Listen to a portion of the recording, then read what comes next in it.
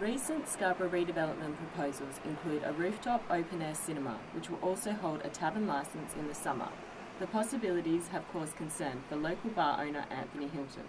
Proposals out there at the moment is for a outdoor cinema come bar come concert venue, and that's on the top of a 6-storey car park which my business in this building is attached to.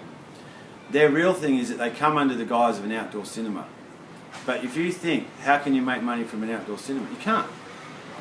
So it's all we are an outdoor cinema, but we may have 10 or 15 or 20, who knows, concerts throughout the year where we can have 1,000 people there. So to have a large venue here, you need to bring people in from all over Perth to make that venue become viable.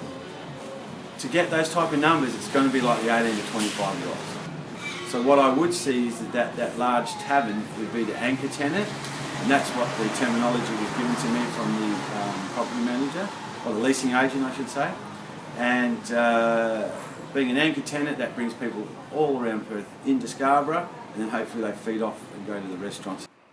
Local resident Ken Colledge's apartment is 100 metres from the proposed venue. He shares his concerns of a mass exit of 800 18 to 25-year-olds at 2 a.m. on any given weekend. My concern with the 800 odd people being released at 2 a.m. in the morning is a problem, and we do have residents here who form the committee, and they will be fighting that through both the council and whatever other means or licensing court to see that it does not happen.